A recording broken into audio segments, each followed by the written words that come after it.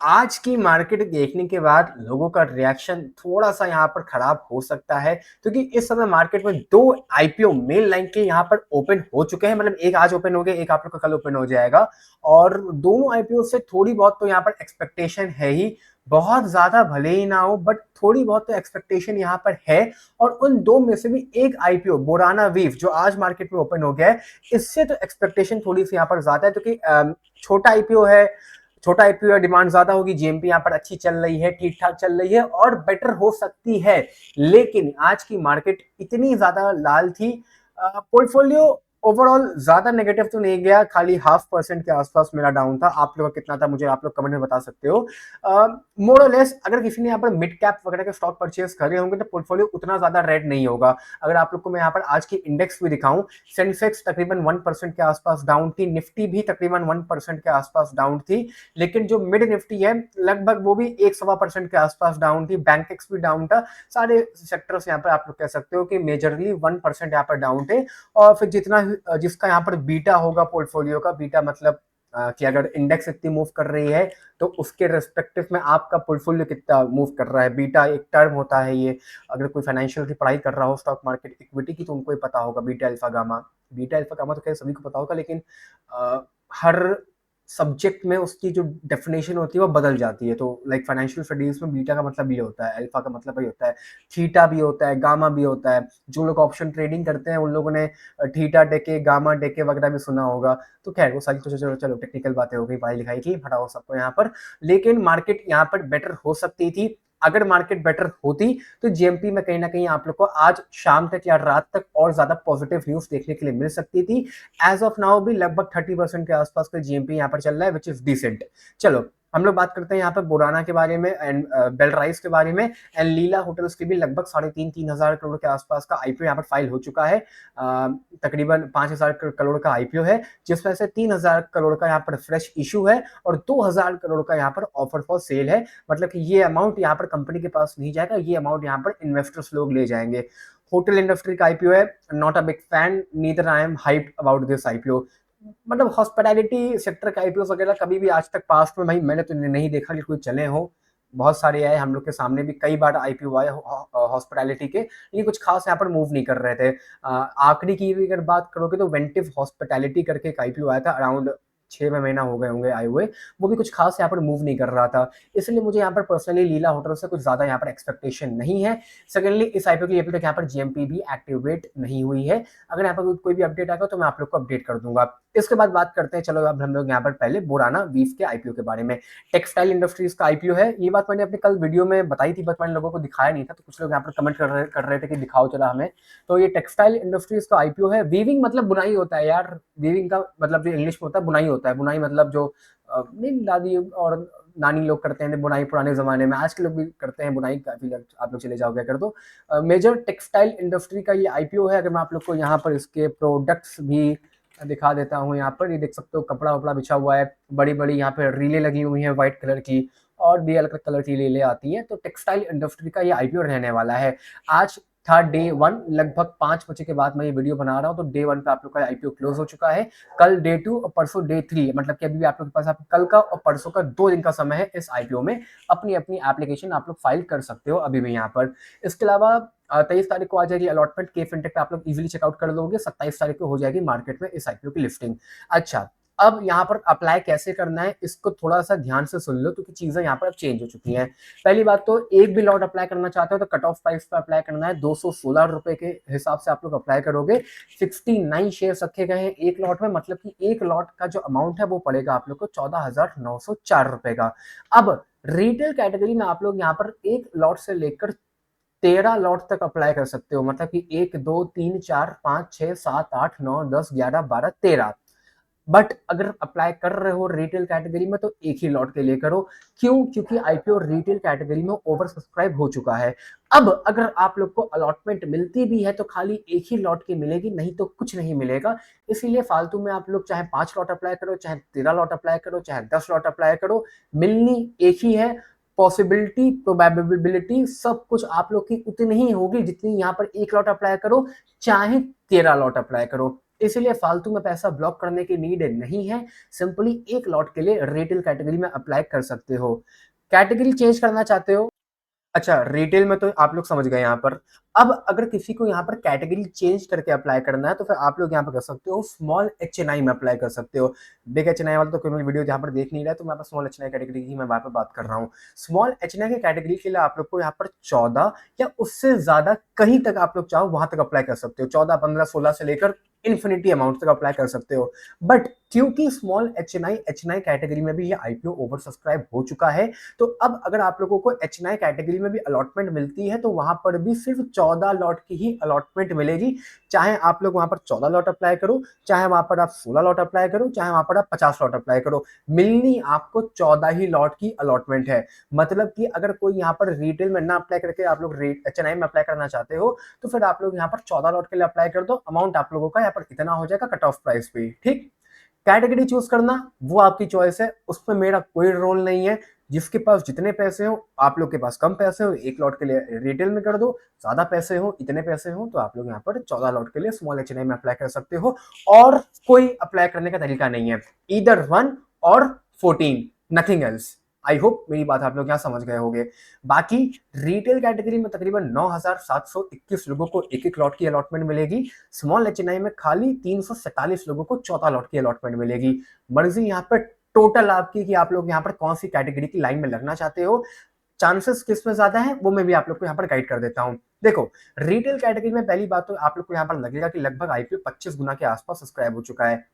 ये सच भी है, ये गलत भी है। ये जो डेटा आप लोग यहाँ पर देखते हो चित्तौड़गढ़ पे, ये आता है शेयर्स वाइज, इससे अलॉटमेंट नहीं होती है। अलॉटमेंट होती है यहाँ पर एप्लीकेशन वाइज। अगर आप लोग ये देखोगे तो रिटेल कैटेगरी 25 गुना तो सब्सक्राइब हो चुकी है, लेकिन एप्लीकेशन यहाँ पर तकरीबन 19.92 आई है, इसको हम लोग 20 मान लेते हैं। मतलब कि हर 20 में से एक आदमी को अलॉटमेंट मिलने वाली है, ना कि 25 में से एक को मिलने वाली है। रिटेल कैटेगरी की बात कर रहा हूँ, 20 में से एक आदमी को यहाँ पर अलॉटमेंट मिल जाएगी। मतलब कि आप लोग के अलॉटमेंट मिलने के चांसेस यहाँ पर 5% के निकल के आते हैं।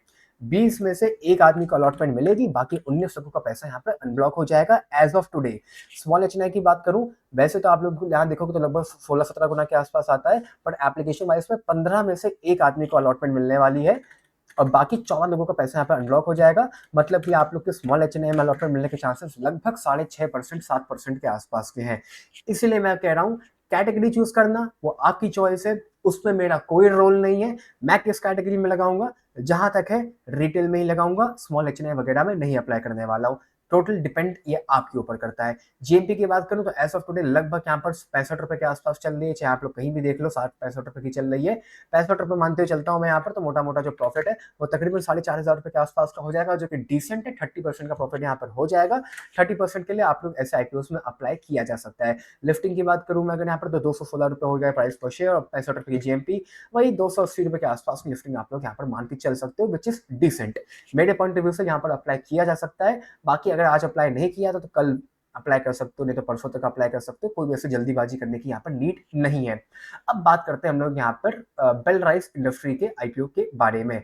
बेल राइस की जो कंपनी है यहाँ पर ऑटोमोटिव के पार्ट्स बनाती है, Volkswagen, Eicher motor, Tata motor, उसके अलावा महिंद्रा हो गया, सुजुकी हो गया, टीवीएस हो गया, होंडा हो गया। ये बात मैंने कल आप लोग को इनकी वेबसाइट पे भी जाके बताई थी, एक बार मैं फिर से आप लोग को यहाँ पर अपडेट कर दे रहा हूँ। ठीक है, ये रहे यहाँ पर इनकी बहुत सारे मुझे बड़े बड़े सारे क्लाइंट्स हैं, बजाज हो गए, सारे ये सब के लिए कंपनी यहाँ पर पार्ट्स बना के आगे इन कंपनीज को सप्लाई करती है। बेल राइस का आईपीओ थोड़ा बड़ा है। बुराना का जो आईपीओ था वो लगभग 145 करोड़ का था, जहां पर पूरा की पूरा फ्रेश इशू है, बट आईपीओ बहुत छोटा है। बेल राइस का आईपीओ लगभग यहाँ पर 2150 करोड़ का है और पूरा की पूरा फ्रेश इशू है, ये बात तो अच्छी है, और ये आईपीओ बड़ा भी है यहाँ पर, तो अलॉटमेंट यहाँ पर लोगों को ज्यादा मिलने वाली है। इस आईपीओ में कल 21 से लेकर 23 तारीख तक आईपीओ ओपन है मार्केट में, यानी कि आप लोग के पास कल परसों नरसों 3 दिन का टाइम रहेगा आईपीओ एप्लीकेशन फाइल करने का।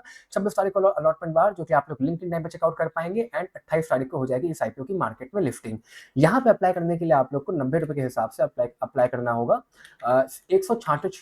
166 शेयर्स के लिए, तो अमाउंट आप लोग का यहाँ पर इतना हो जाएगा रिटेल कैटेगरी में।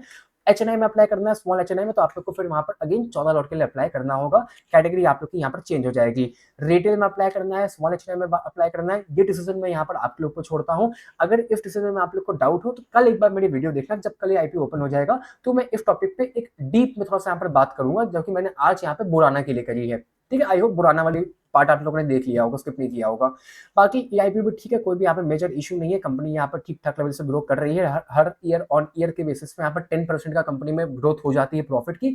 ऑल्दो ये सारी जो डिस्कशंस हैं, ये कंपनी यहाँ पर होल्ड करनी चाहिए नहीं करनी चाहिए, ये तो यहाँ पर बात की बात है। अभी हम लोग यहाँ पर लिफ्टिंग डे के लिहाज से कंपनी को यहाँ पर खाली एनालाइज कर रहे हैं। तो उस हिसाब से अगर मैं यहाँ पर बात करूँ इस कंपनी के जीएमपी के बारे में, तो जीएमपी एज ऑफ नाउ तकरीबन 9-10 रुपए के आसपास चल रही है, मतलब कि मोटा मोटा आप लोग कह सकते हो कि 15% तक की जीएमपी यहाँ पे इसकी शूट अप हो चुकी है, 10 रुपए से 15 रुपए के बीच में चल रही है। अगर मैं यहाँ पर 12 रुपए की भी जीएमपी मान के चलता हूँ, तो जो प्रॉफिट है तकरीबन यहाँ पर 2000 रुपए के आसपास का होने वाला है, मतलब कि जो कि आप लोग की आरओआई पे यहाँ पर तकरीबन तकरीबन मैं बताऊं तो 13-12% के आसपास का आप लोग को रिटर्न देने वाला है। भाई 15% के आसपास तक का रिटर्न आप लोग यहाँ पर एज ऑफ टुडे एक्सपेक्ट करके चल सकते हैं। अगर आज की मार्केट यहाँ पर ग्रीन होती तो कहीं ना कहीं रिटर्न और ज्यादा आप लोग को बढ़ा हुआ नजर आ जाता।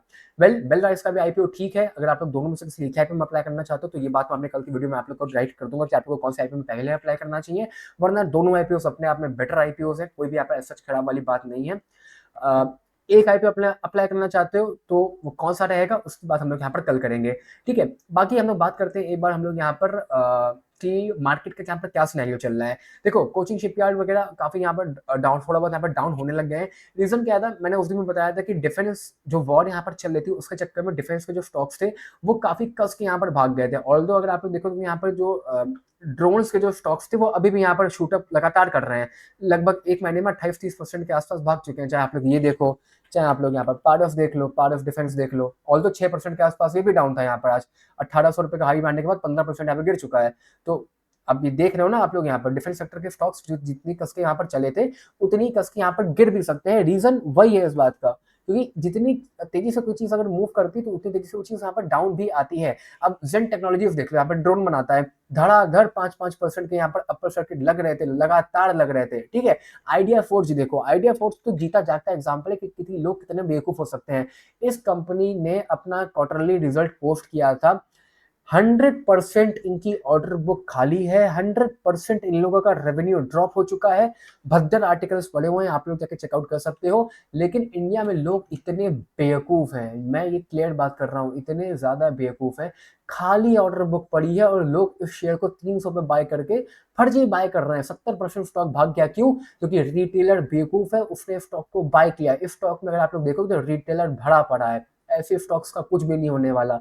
बड़े लोग एंट्री नहीं लेंगे, रिटेलर पैसा नहीं बना पाएगा कभी भी, और ऐसे लोगों का बाद में फिर लॉस ही होता है। आइडिया फोर्स का अगर आप लोग यहाँ पर रिजल्ट देखोगे ना, रिजल्ट अगर मैं दिखाऊं, अभी थोड़े दिन पहले रिजल्ट आया था इसका, अब भी रुक जाओ, अभी एक हफ्ते पहले इसका रिजल्ट आया था। नेट लॉस 26 करोड़ के आसपास का है, और एक हफ्ते की पुरानी ही मैं बात कर रहा हूँ यहाँ पर, अभी रिजल्ट आया था यार, ये वॉर चल रही थी तभी आया था। आर्टिकल मैंने बल्कि वीडियो में कवर भी किया था। 80-90% के आसपास रेवेन्यू यहाँ पर ड्रॉप हो चुका है, ऑर्डर वगैरह सब इन लोग के यहाँ पर खाली पड़े हुए हैं। आप लोग चाहो तो अपने अपने हिसाब से यहाँ पर आर्टिकल्स वगैरह रीड आउट कर सकते हो। ये देख सकते हो सेल्स डिक्लाइन हो गए 46% के आसपास, रेवेन्यू डिक्लाइन भी था इसमें, देखो सेल्स डिक्लाइन 80% मार्च 2024 से 25, ये देख सकते हो, पूरे पूरे आर्टिकल्स हैं यहाँ पर। कंपनी खत्म हो रही है अंदर से, लेकिन लोग इस कंपनी को बेफालतू में बाय कर रहे हैं, क्योंकि यहाँ पर बस वॉर चल रही है तो कुछ भी बाय कर लो। अब डिफेंस सेक्टर में कोचिंग भी का भी सेम हाल है, इसके अलावा आप लोगों का जीआरई ऐसी गार्निशिप रिसर्च का भी यही 3-4% के आसपास यहाँ पर डाउन था, भागा था नो डाउट, बट अभी आप लोग को प्रॉफिट यहाँ पे बुक करके एग्जिट लेने का ट्राई करना चाहिए मेरे पॉइंट ऑफ व्यू से। मैफस्टॉक भी आज लगभग 2% के आसपास यहाँ पर डाउन था, ऑल्दो मैफस्टॉक अभी भी लगभग 3500 रुपए के आसपास का जो लेवल है उसी के आसपास फ्लक्चुएट कर रहा है। 3000-3100 रुपए के आसपास का यहाँ पे आप लोग एक एसएल लगा के चल सकते हो। चलो ये सारी बातें तो यहाँ की हो गई। इसके अलावा जेनसाल टेक्नोलॉजी की अगर मैं बात करूँ यहाँ पर, तो ये आज लगभग 6% के आसपास क्यों भागा है, उसका भी जो रीजन है वो रीजन यहाँ पे बहुत सिंपल है। बस ऐसे था कि यहाँ पर जो रिजल्ट आने की जो इन्फॉर्मेशन है वो काफी तगड़ी यहाँ पर एक्सपेक्टेड है, इसलिए यहाँ पर स्टॉक रिजल्ट आने वाले सब कुछ आजकल सबके लोगों के यहाँ पर रिजल्ट वगैरह आ रहे हैं, तो उसका भी रिजल्ट यहाँ पे पॉजिटिव आने की उम्मीद है, इस चक्कर में स्टॉक यहाँ पर भागा था। इसके अलावा क्रेडिट ग्रामीण एक्सेस कल लगभग 6-7% के आसपास यहाँ पर डाउन था। कुछ लोग मुझसे पूछे थे कि यहाँ पर ऐसा क्या हो गया। सर हुआ कुछ नहीं था, इसको एक कंपनी ने यहाँ पर डाउनग्रेड कर दिया है, लगभग थोड़ा बहुत ज्यादा यहाँ पर डाउनग्रेड कर दिया है।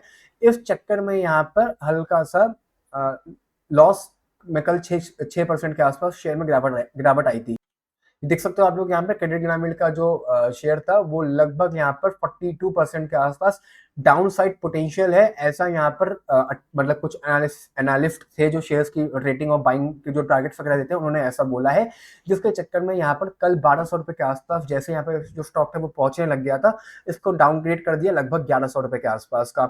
मेरा पर्सनली ऐसा मानना है कि ये सब यहाँ पे खाली खेल चल रहा है। मैं बहुत क्लियर ये चीज यहाँ पर कह रहा हूँ कि मेरा ये मानना है कि ये सब यहाँ पर खेल चल रहा है, इसको मेजर बड़े प्लेयर्स अपने हाथ में उठा रहे हैं, ऐसा मेरा मानना है। क्योंकि प्रॉफिट वगैरह देखो तो यहाँ पर ऑल टाइम हाई पे देखो हर क्वार्टर और क्वार्टर में जा रहा है, तो प्रमोटर होल्डिंग 66% के आसपास है, फॉरेन मुझसे ज्यादा है, म्यूचुअल फंड में उससे ज्यादा होल्डिंग है, ये लोग बेच रहे नहीं है, ये लोग रिटेलर्स को हटा के यहाँ पर अपनी अपनी होल्डिंग बढ़ाना चाह रहे हैं, जिसके चक्कर में कंपनी जब यहाँ पर भागे तो इन लोग का जो प्रॉफिट हो खाली मैक्सिमम लोग यहाँ पर वही लोगों का प्रॉफिट हो यहाँ पर।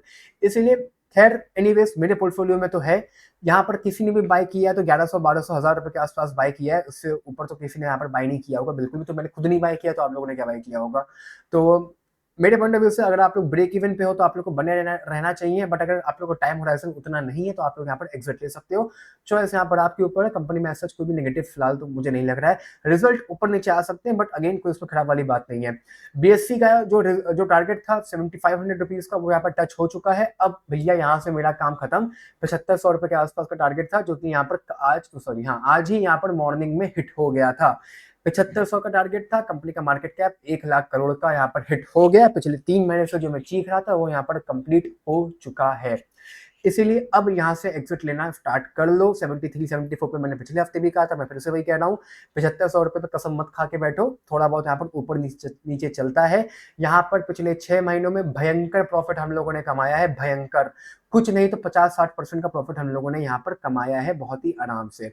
इसके बाद ई क्लर्क सर्विस को भी मैंने कई बार कवर किया, 2400 रुपए से कवर कर रहा हूँ, 2800 रुपए से कवर कर रहा हूँ। मैंने 2800 रुपए बाय किया था, उसके बाद आप में से कुछ लोगों ने उसको 2400 रुपए बाय किया था, सब लोग गायब है यहाँ पर, लगभग 40% के आसपास का यहाँ पर ग्रोथ आ चुकी है, तो ये कंपनी भी काफी यहाँ पर भागती हुई नजर आ रही है। इसके अलावा मार्केट यहाँ पर आज ओवरऑल डाउन थी, जिसके चक्कर में काफी सारे स्टॉक्स यहाँ पर आज गिरे हुए थे, वरना स्टॉक्स फिलहाल ये सब ठीक थे जो मैं भी आप लोगों से रिसेंटली कवर कर रहा था। कैम्स लगभग 2% के आसपास डाउन था, थोड़ा बहुत यहाँ पर आज मार्केट गिरी थी जिसके चक्कर में गिर गया, वरना ये आप लोग का लगभग 4000 रुपए के आसपास का स्टॉक यहाँ पर आज के दिन पे छूने वाला था भाई, 3950 का हो चुका था यहाँ पर। इसके अलावा यहाँ पर सीडीएसएल जो स्टॉक था ये भी आज काफी ज्यादा भागा था, लगभग 1500 रुपए के आसपास का ही पहुंचने वाला था।